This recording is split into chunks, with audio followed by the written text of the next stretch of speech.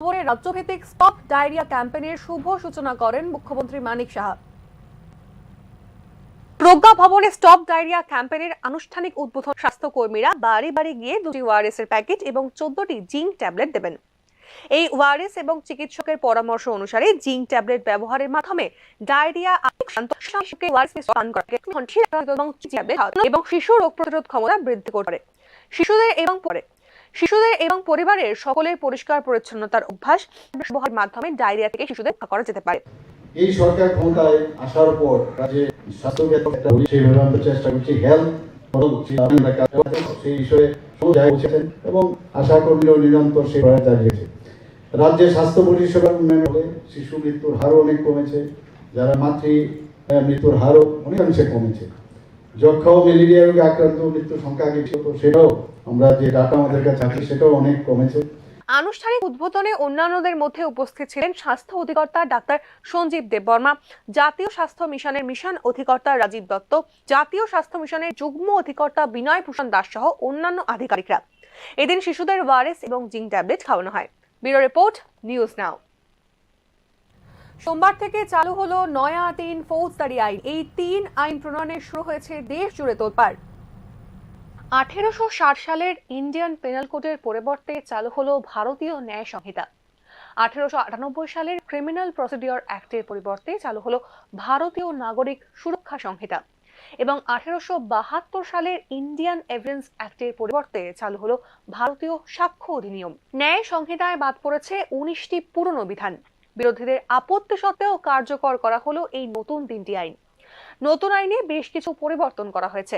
পরিবর্তনগুলি হলো পুলিশি তদন্তের ক্ষেত্রে বা যে কোনো তদন্তকারী সংস্থার তদন্তের ক্ষেত্রে ভিডিওগ্রাফি বাধ্যতামূলক। পুলিশি হেফাজতের সময়সীমা 14 দিন থেকে বাড়িয়ে 40 দিন করা হয়েছে। আগের আইন অনুযায়ী একবার পুলিশি হেফাজত থেকে জেল হেফাজত হলে পুনরায় পুলিশি হেফাজত নেওয়া যেত না। নতুন আইন অনুযায়ী তদন্তকারী সংস্থা চাইলে 40 দিন সময়সীমার মধ্যে যতবার ইচ্ছে পুলিশি হেফাজতে নিতে পারবে। আগের বিবাহ গোপন করে যদি নতুন কাউকে বিবাহের প্রতিশ্রুতি দেওয়া হয়, সেক্ষেত্রে সাজার মেয়াদ ন্যূনতম 10 বছর, সর্বোচ্চ যাবজ্জীবন। সন্ত্রাসবাদে যুক্ত অভিযুক্তদের ক্ষেত্রে প্যারোল অর্থাৎ অস্থায়ী মুক্তির কোনো সুযোগ থাকছে না। সাক্ষীদের সুরক্ষার ক্ষেত্রে বেশ কিছু পরিবর্তন আনা হয়েছে। ভারতীয় নাগরিক সুরক্ষা সংহিতা আইন অনুযায়ী 35 সাব সেকশন 7 অনুযায়ী গ্রেফতারি পরোয়ানা ছাড়াই এবার পুলিশ গ্রেফতার করতে পারবে।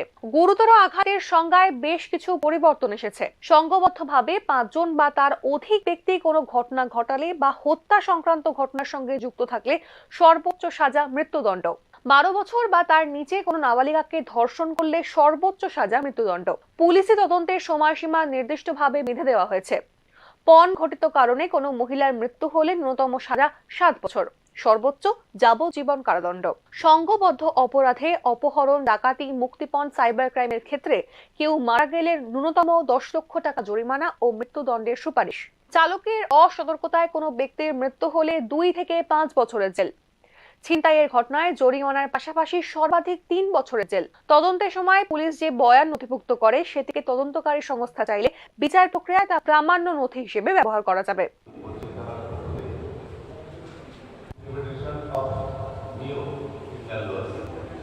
এই সমস্ত নয়া আইন নিয়ে রাজ্যের বিরোধী শিবিরে কি প্রতিক্রিয়া তা জানতে আমরা কথা বলে নিয়েছিলাম কংগ্রেস বিধায়ক সুদীপ রায় বর্মনের সঙ্গে।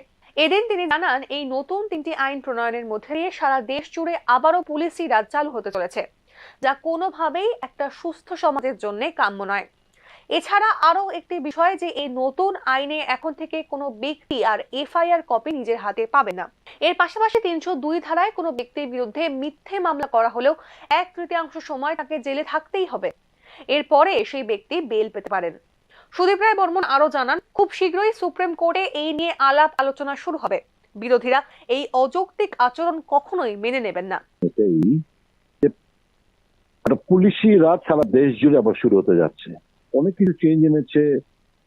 আপনার আগে আমাদের ছিল সিআরপিসি মোতাবেক, সিআরপিসির 154 মোতাবেক, সাপ্লস বি মোতাবেক আমরা এফআইআর করতাম, এফআইআর কপি আমরা পেতাম। এখন আর এফআইআর কপি পাওয়া যাবে না। আমাদেরকে 1/3 ধরুন আমাকে একটা মিথ্যে মামলায় 302 আসামি হিসেবে আমাকে অ্যারেস্ট করা হলো। এখন আমার বেল পেতে গেলে 1/3 পিরিয়ড, আমার 1/3 পিরিয়ড ধরুন 12 বছর কিংবা 14 বছর, 1/3 পিরিয়ড আমাকে কাটার পর আমাকে বেল দেবে। তো এটা হচ্ছে কমপ্লিটলি পুলিশি রাজের বন্দোবস্ত, এবং এই নিয়ে অনেক লিটিগেশন হবে, সুপ্রিম কোর্ট ইন্টারফেয়ার করতেই হবে। এরপরে আমরা কথা বলে নিয়েছিলাম অ্যাডভোকেট পুরুষোত্তম রায় বর্মনের সঙ্গে। তিনি বলেন, 1 জুলাই এই আইন প্রণয়ন হওয়ায় দিনটিকে মানুষ বিচার ব্যবস্থার কালো দিবস হিসেবে মনে রাখবে। তার বক্তব্য, এই 3 আইন সংবিধানের মূল কাঠামোকে নষ্ট করছে। এছাড়া এই আইন দ্বারা নাগরিক স্বাধীনতা বিপন্ন হচ্ছে। তিনি আরো বলেন, এই বিল বিরোধী শূন্য অবস্থায় পার্লামেন্টে পেশ করা হয়েছে। আজকে আমাদের দেশের বিচার ব্যবস্থার ইতিহাসে কালো দিন। এই 3টি নতুন আইন আমাদের সর্বনাশ করবে। এই 3টি নতুন আইনের ফলে নাগরিকদের অধিকার, বিচার ব্যবস্থার উপর হস্তক্ষেপ পুলিশের বাড়বে। এই 3টি নতুন আইন আনা হচ্ছে অত্যন্ত বড় মতলব নিয়ে। আমাদের 3টি যে ফৌজদারি আইন ছিল, Indian penal code, Indian evidence act, criminal procedure code, এই 3টি আইনের পরিবর্তন প্রয়োজন ছিল কিছুটা, কিন্তু এইরকম প্রয়োজন ছিল না। ব্রিটিশরা যেভাবে সাম্রাজ্যবাদী শক্তি দেশের মানুষকে প্রধানত রাখার জন্য ফৌজদারি আইন চালু করেছিল, ঠিক একই উদ্দেশ্য নিয়ে স্বাধীন দেশে 75-76 বছর পর 3টি নতুন ফৌজদারি আইন চালু করা হয়েছে। এই 3টি আইন সংবিধানের মূল কাঠামোকে নষ্ট করতে এবং ফৌজদারি আইনের সাথে নাগরিকদের জীবনের অধিকার এবং নাগরিক স্বাধীনতা, লাইফ এন্ড লিবার্টি অত্যন্ত বেশি পরিমাণে নির্ভরশীল। এ বিষয়ে পশ্চিম ত্রিপুরা জেলার অ্যাডিশনাল পিপি জানিয়েছেন, এই নতুন 3টি আইনে বিশেষ কিছুই পরিবর্তন করা হয়নি। যেটুকু বদল করা হয়েছে তা জনস্বার্থের কথা মাথায় রেখেই। আমাদের যে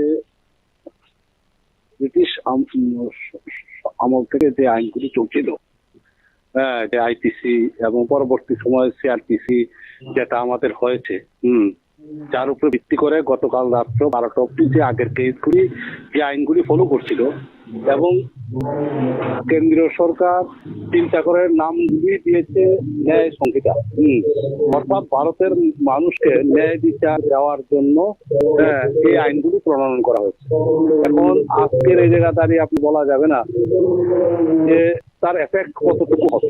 এখন জনগণের ভালোর জন্য, মঙ্গলের জন্য যেহেতু ন্যায় বিচার পায়, সে সব থেকে বিবেচনা করে সুপ্রিম কোর্টের বিভিন্ন অতীতে যে সমস্ত জাজমেন্ট আছে, সেই জাজমেন্ট গাইডলাইনগুলি ফলো করে নতুন আইনগুলি তৈরি করা হয়েছে। এটা খুব যে বেশি পরিবর্তন হয়েছে সেটা আমি বলবো না, তো বেসিক কিছু পরিবর্তন তো বিভিন্ন ক্ষেত্রে হয়। এই নতুন 3টি আইন প্রণয়নে আইনজীবীরা অত্যন্ত ক্ষুণ্ণ। রাজ্যেও ইতিমধ্যে এই 3 আইনের বিরুদ্ধে গুঞ্জন শুরু হয়েছে। Bureau report, news now.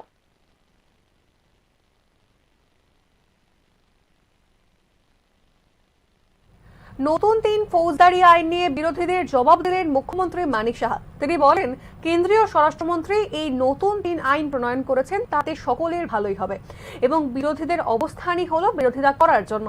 এই বিষয়ে আলাদা করে বিশেষ কিছুই বলার নেই।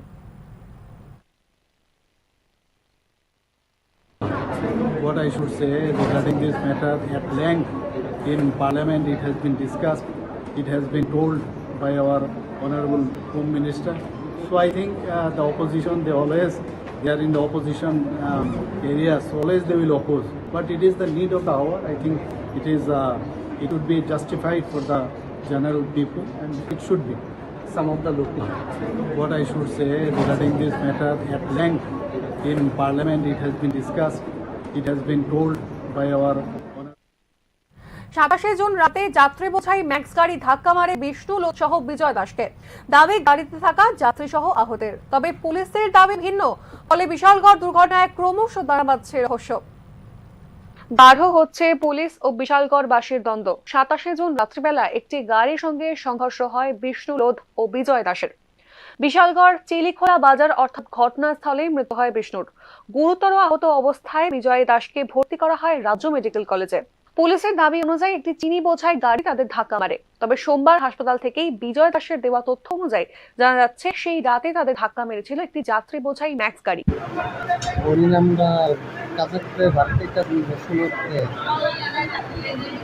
গাড়িটা আমরা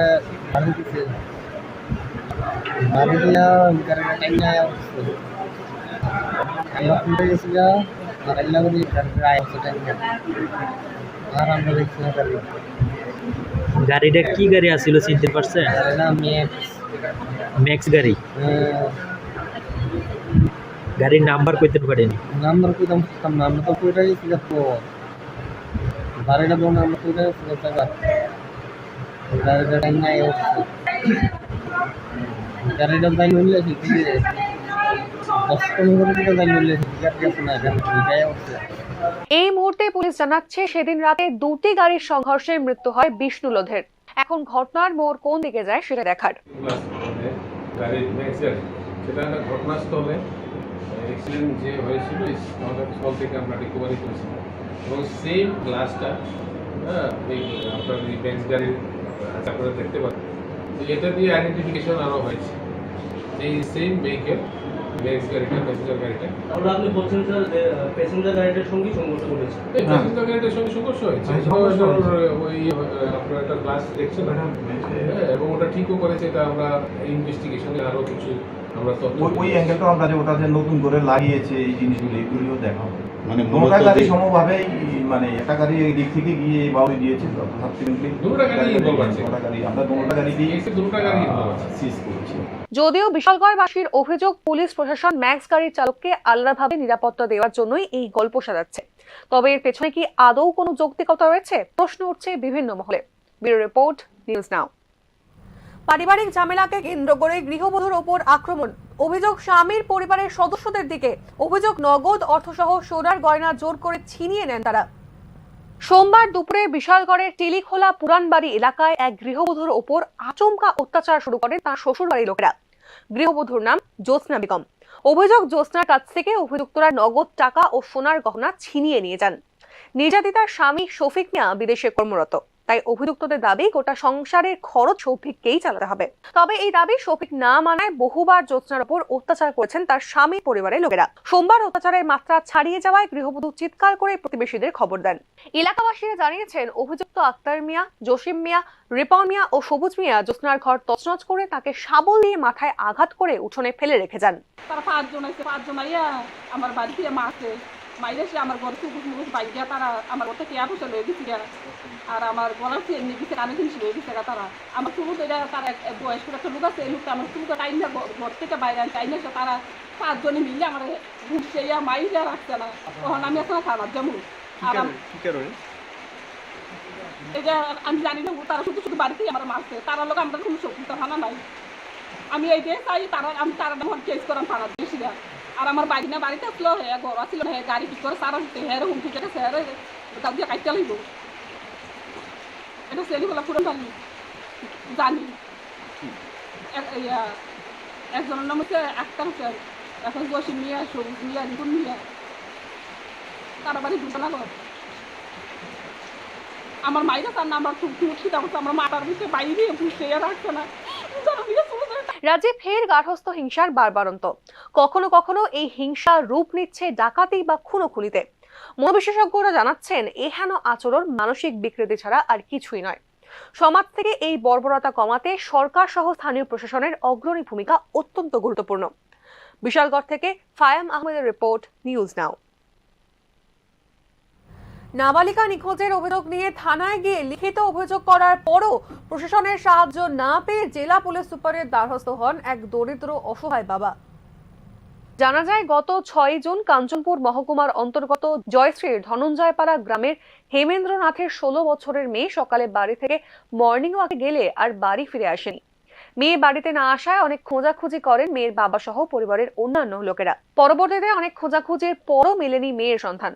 শেষ পর্যন্ত মেয়ের বাবা মেয়ে নিখোঁজ হওয়ার বিষয়টি নিয়ে লালজুড়ি আউটপোস্ট থানায় লিখিত অভিযোগ করেন। লালজুড়ি আউটপোস্টে লিখিত অভিযোগ করার কিছুদিন পর নিখোঁজ মেয়ের বাবার মোবাইলে একটি কল আসে আগরতলার আমতলী থানার অন্তর্গত গোকুলনগর গ্রাম থেকে। ফোনে বলা হয় আগরতলা যাওয়ার জন্য, মেয়েও রয়েছে সেখানে।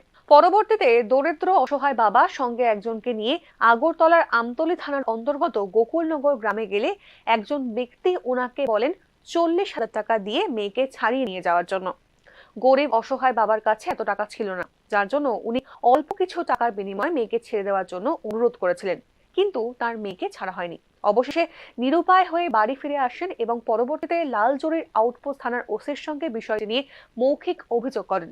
তারপরও মেয়েটিকে ফিরিয়ে আনার জন্য প্রশাসনের কাছ থেকে কোনো ধরনের পদক্ষেপ গ্রহণ করা হয়নি বলেই অভিযোগ পিতার। মেয়েকে ফিরিয়ে আনার জন্য শেষ পর্যন্ত উত্তর ত্রিপুরা জেলার পুলিশ সুপারের নিকট দ্বারস্থ হয়েছেন ওই অসহায় বাবা। আমার একটি মেয়ে নিখোঁজ হয়েছে, তারিখ হইল 6 জুলাই। তখন আপনার মেয়ের বয়স কত? বয়স 16 রানিং। 16 রানিং। কোন থেকে নিখোঁজ হয়েছে? নিখোঁজ হয়েছে বাড়ি থেকে। বাড়ি থেকে হয়তো বোধহয় আমার সকালে মর্নিংও পাইছে, মর্নিং থেকে গিয়েছে। তখন আমি থানাতে গেলাম, থানায় বলছে যে আপনি এক কাজ করেন, আপনি কিছু একটু আত্মীয় স্বজনের বাড়ি একটু খোঁজাখুঁজি করলাম। তখন হঠাৎ করে একটা টেলিফোন আসছে আগরতলা থেকে। যখন আগরতলা থেকে টেলিফোন আসছে, সেই জায়গাটা আমারও জানা। আমি সেখানে আপনি যখন থানাতে ঢুকছেন, এই আপনার মেয়ে যখন পাইতেছেন না খুঁজিয়া, ঢুকার পরে কি পরবর্তী সময় কি থানা থেকে একটা কেস করছেন? কেস করছে। তো কেস করার পরে কি কিছুদিন পরে কি আপনার কাছে ফোন আছে? কিছুদিন পরে সোমবারে সংবাদ মাধ্যমের মুখোমুখি হয়ে অসহায় পিতা জানিয়েছেন উনি আশাবাদী মেয়েকে ফিরিয়ে আনার জন্য জেলা পুলিশ সুপার দ্রুত পদক্ষেপ নেবেন। তবে দেখার বিষয় নিখোঁজ হওয়া অসহায় দরিদ্র বাবার মেয়েটিকে ফিরিয়ে আনার জন্য জেলা পুলিশ সুপার কি পদক্ষেপ গ্রহণ করেন। Bureau report, news now. রাজ্যে অব্যাহত যান দুর্ঘটনা, আবারও দুই বাইকের মুখোমুখি সংঘর্ষে গুরুতর আহত দুই ব্যক্তি। বর্তমানে রাজ্য মেডিকেল কলেজে চিকিৎসাধীন দুজনেই। রবিবার সন্ধ্যাবেলা লেফুঙ্গা থানার কামালঘাট এলাকায় ফের যান দুর্ঘটনা। আবারও দুটি বাইকের মুখোমুখি সংঘর্ষে গুরুতর আহত হয় দুই ব্যক্তি। একজনের নাম প্রসেনজিৎ বিশ্বাস ও অপরজনের নাম বিকাশ দাস। জানা গিয়েছে বছর 37-এ প্রসেনজিৎ পেশায় একজন রাজমিস্ত্রি, তিনি বিবাহিত। তবে এই দুর্ঘটনায় প্রায় মৃত্যুর সঙ্গে পাঞ্জা লড়ছেন তিনি এই মুহূর্তে।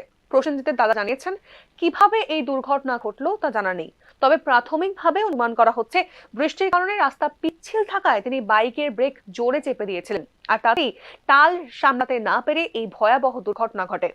ঘটনাটা কালকে বিকাল প্রায় 6:30-7:30 বাজে। তখন আমি খবর পাইছি যে বাইক অ্যাক্সিডেন্ট করছে। এমনকি কেমন হয়েছে কি আসলে তখন বৃষ্টি আছে, ঠিক করতাম পারি না কি করে অ্যাক্সিডেন্ট হয়েছে, কে কারে মারছে এটা ঠিক করতাম পারতাম না। আমরা দেখছি না যখন জায়গার ভিতরে আমরা এরকম মারতে পারি, মারছে দুই বাইকের মুখোমুখি হয়েছে। দুই বাইকের তারপরে তো হসপিটাল খবর পাইলাম, আমি ডাইরেক্ট হসপিটালে। কজন ডান হয়েছে হসপিটালে? দুজন আনা হয়েছে। বাইক দুজন ডান হয়েছে। ওনার নাম কি? ওনার নাম প্রসেনজিৎ বিশ্বাস। বয়স কত? বয়স এমন 35। কি করে কাজ? কি করে? রাজমিস্ত্রির কাজ। বাড়ি তুলাবাগান 13 নম্বর। ঠিক একইভাবে বিকাশ দাসের পরিবারের তরফে জানা গিয়েছে বছর 35-এর বিকাশও রবিবার বাইকে চড়ে বাড়ি ফিরছিলেন। তার বাড়ি কামালঘাট শান্তিপাড়ায়। তবে প্রসেনজিতের সঙ্গে বাইকের ধাক্কায় সে এখন গুরুতর আহত অবস্থায় জিবি হাসপাতালে চিকিৎসাধীন।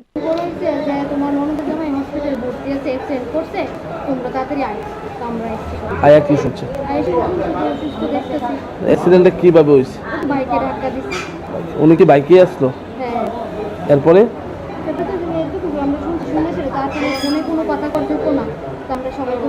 কি নাম? বয়স কত?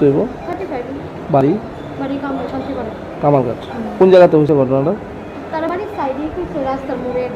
যে বাড়ি দিচ্ছে ও কি বাইকে আসলো না গাড়ি আসলো? রাজ্যে একের পর এক যান দুর্ঘটনা, প্রতিদিন সড়ক দুর্ঘটনায় প্রাণ হারাচ্ছেন কেউ না কেউ। তবে অধিকাংশ সময় ট্রাফিক আইনকে দোষ দিয়ে দায় সারছি আমরা। তবে ভরা বর্ষার মৌসুমে চালকদেরও কি খানিকটা সচেতন হওয়া প্রয়োজন নয়? প্রশ্ন তুলছেন সমাজের সচেতন মহল। Bureau report, news now. যাত্রীবাহী ম্যাক্স ও কন্টেনার গাড়ির মুখোমুখি সংঘর্ষে গুরুতরভাবে আহত 7 থেকে 8 জন যাত্রী। ঘটনা মুঙ্গিয়াকামী থানার 18 মুড়া পাহাড়ের 8 নম্বর জাতীয় সড়কের 36 মাইল এলাকায়। জানা যায় তেলিয়ামুড়া থেকে আমবাসার দিকে একটি ম্যাক্স গাড়ি যাওয়ার সময় 36 মাইল এলাকায় বাঁক নিতে গিয়ে উল্টো দিক থেকে আসা একটি কন্টেনার গাড়ির সঙ্গে মুখোমুখি সংঘর্ষ ঘটে। এতে ম্যাক্স গাড়ির চালক সহ যাত্রীরা গুরুতরভাবে আহত হয়। খবর পেয়ে ঘটনাস্থলে ছুটে যায় তেলিয়ামুড়া অগ্নি নির্বাপক দপ্তরের কর্মীরা। সেখান থেকে আহতদের উদ্ধার করে মহকুমা হাসপাতালে নিয়ে যাওয়া হয় চিকিৎসার জন্য, এমনটাই জানান দুর্ঘটনার প্রত্যক্ষদর্শী এক যাত্রী। তেলিয়ামুড়া থেকে আমরা আমবাসা যেতে আসলাম একটা ম্যাক্স গাড়িতে। তো মুঙ্গিয়াকামির আগে যে টার্নিংটা আছে ওই টার্নিংয়ের মধ্যে আমাদের গাড়িটা যাইতেছে, আর আমাদের ডাইন দিকে মানে লেফট সাইডে ওই সমস্ত ট্রাক গাড়িগুলো আইতেছে। তো এর মধ্যে দিয়ে একটা কন্টেনার গাড়ি সে এখানে লাইন ব্রেক করে আসে ওভারটেক করার লিগে সে সোজা আয়া বসছে।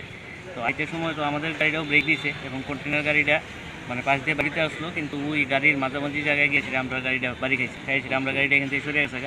তো ওইভাবে আমরা কতজন ইনজুরি আনুমানিক তো আমাদের সামনে সিটে এবং মিডিল সিটে 7-8 জনই সবাই ব্যথা হয়েছে এই জায়গার মধ্যে, এবং সামনে যারা আসতো তারা খুবই বেশি ব্যথা হয়েছে। আমি মিডিল সিটে আসলাম, আমার পা আটকে গেছে 2 সিটের মধ্যে, সিটের দরজার সামনে এই জায়গাতে আটকে গেছে আমিও পায়ে প্রচণ্ড ব্যথা হয়েছি। তো মোটামুটি 7-8 জনের মধ্যেই না?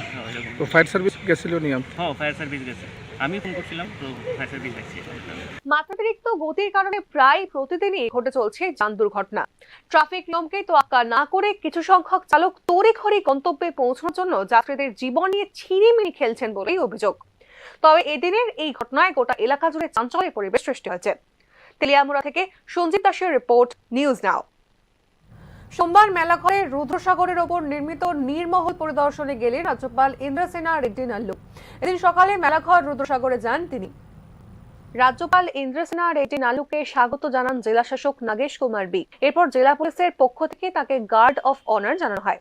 নীরমহলের সৌন্দর্য উপভোগ করতে সেখানে সামান্য সময় কাটানোর পর তিনি সংবাদ মাধ্যমের মুখোমুখি হয়ে পর্যটকদের কিভাবে আরো বেশি মাত্রায় আনা সম্ভব সে বিষয়গুলি নিয়ে আলোচনা করেন। প্রাসাদের সৌন্দর্যকে রক্ষা করার জন্য সরকারের যে ভূমিকা গ্রহণ করা দরকার সে বিষয়ে দপ্তরের আধিকারিকদের সঙ্গে কথা বলবেন বলেও জানিয়েছেন রাজ্যপাল Indrasena Reddy Nallu. Even if it is a small state, it is having tourism spots, Chabimura and other places, Gomati River boating, and like Neer Mahal.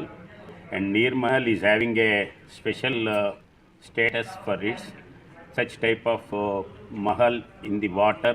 It is not there in entire country except Jaipur. So big scope is there for tourism, and the government has to take even already taking the steps by calling G20 people here, and it has developed. It needs more for even for tourists to attract. I will give my suggestions. The private people, those who can stay here, that will be the better. In other areas also we are thinking, and particularly in northeast, central government also encouraging for tourism. So this is one of the spot where we can improve further. বিশেষ করে রুদ্রসাগরের কচুরিপানাগুলিকে সরানোর বিষয়েও তিনি সরকারের পদক্ষেপের কথা উল্লেখ করেন। তিনি বলেন, অতি সত্বর নীরমহলের রাত্রিকালীন পর্যটকদের আসা যাওয়া লাইট অ্যান্ড সাউন্ড শো পুনরায় চালু করে পর্যটকদের আকর্ষণ বাড়ানোর উপর পদক্ষেপ গ্রহণ করার বিষয়েও তিনি অভিমত ব্যক্ত করেন। এদিন দীর্ঘ 1 ঘন্টা সময় তিনি নীরমহলে অতিবাহিত করেন। Bureau report, news now. রাস্তা সংস্কার ও স্ট্রিট লাইটের দাবিতে প্রচন্ড বৃষ্টির মধ্যে কৈলাসহর কুমারঘাট পথ অবরোধ করেন বিক্ষুব্ধ জনতারা। ঘটনা কৈলাসহরের পদ্মের পাড় এলাকায়। অবরোধকারীরা জানান, দীর্ঘদিন ধরে পদ্মের পাড় এলাকার রাস্তাটি সংস্কারের অভাবে চলাচলের অনুপযুক্ত হয়ে রয়েছে। কেউ অসুস্থ হলে রোগীকে হাসপাতালে নিতে কোনো অ্যাম্বুলেন্স এলাকায় আসতে চায় না। পথ চলতে সাধারণ জনগণ থেকে শুরু করে যানবাহন চালকদেরও অসুবিধার সম্মুখীন হতে হচ্ছে প্রতিনিয়ত, এমনটাই অভিযোগ তাদের। এলাকাবাসীদের পক্ষ থেকে বারবার পুর পরিষদকে জানানোর পরেও সংশ্লিষ্ট দপ্তর কোনো ধরনের পদক্ষেপ নিচ্ছে না বলেই অভিযোগ করেন অবরোধকারীরা। স্থানীয়রা আরও অভিযোগ জানান, দীর্ঘদিন ধরে পদ্মের পাড় এলাকায় সন্ধ্যা হয়ে গেলে স্ট্রিট লাইট জ্বলে না, যার ফলে এলাকায় সন্ধ্যা হলেই আতঙ্কের পরিবেশ তৈরি হয়। আমাদের যে পদ্মের পাড়ে মহিলাদের নিয়ে রাস্তা আমরা রাস্তার উপর অবরোধ আমরা নিয়েছি। এটার কারণ হলো আমাদের বিশেষ করে এখানে পদ্মের পাড়ে রাস্তা, এই রাস্তা এখন চলার মতো কোনো পরিবেশ নাই, এবং এখানে রুগী হয়ে গেলে কোনো রুগীকে এখানে কোনো টুকটুকি নিয়ে যেতে পারি না। মহিলারা যখন বাজার থেকে আসে কোনো টুকটুকি রাস্তা দিয়ে ঢুকতে পারে না। কালীপুরে সেই অবস্থা, এখানে রাস্তাঘাট নির্মাণের কোনো উদ্যোগ নেই। এই রাস্তা একটু বেহাল দশা, চলার মতো উপযুক্ত না। আজকে পদ্ধতির পারে যে রাস্তাঘাটগুলো যে আছে এইটাও নির্মাণের কোনো উদ্যোগ নেই। আজকের মতো অবস্থায় রাস্তাঘাটে লাইটেরও ব্যবস্থা নেই। অন্য কাজ থাকে চুরের উপদ্রব, এখানে ঘন ঘন শহরের মধ্যে চুরি চলছে এবং দিনের বেলা চলছে, রাত্রিবেলা চলছে। মহিলারা এখন এখানে নিরাপত্তাহীনভাবে ঢুকছে। এই কারণে রাস্তাঘাট নির্মাণ এবং স্ট্রিট লাইট দেওয়ার জন্য মিউনিসিপ্যালিটির কাছে বারবার বলার পরও ওনারা কিছু উদ্যোগ নেই না। এই জন্য আজকে আমরা বাধ্য হয়ে আমরা পদ্মাপাড়ার মহিলারা আজকে এই বৃষ্টির মধ্যে ওনারা এই রাস্তার মধ্যে রুখে দাঁড়িয়েছে যে আমাদের দাবি মানতে হবে, নাহলে সংগ্রাম চলছে। কতক্ষণ চালিয়ে যাবে এই আমরা যত মতো আমাদের উদ্বোধন কর্তৃপক্ষ মিউনিসিপালিটিরা যদি কেউ যদি এসে কিন্তু আমাদের সাথে কথা না বলে তত সময় আমরা আন্দোলন চালিয়ে যাবো। সংশ্লিষ্ট দপ্তরকে বারবার জানানো সত্ত্বেও কাজের কাজ কিছুই হচ্ছে না বলে সোমবার বৃষ্টিকে উপেক্ষা করে পথ অবরোধে সামিল হন এলাকাবাসীরা। ক্ষুব্ধ অবরোধকারীদের একটাই দাবি, যতক্ষণ না পর্যন্ত ঊর্ধ্বতন কর্তৃপক্ষ ঘটনাস্থলে এসে তাদের আশ্বাস দিচ্ছেন ততক্ষণ পর্যন্ত অবরোধ চলতে থাকবে। কৈলাসহর থেকে দেবাশিস দত্তের রিপোর্ট, নিউজ নাও। আজকের মতো সংবাদ এই পর্যন্তই। পরবর্তী আপডেট পেতে চোখ রাখুন নিউজ নাও পর্দায়। নমস্কার।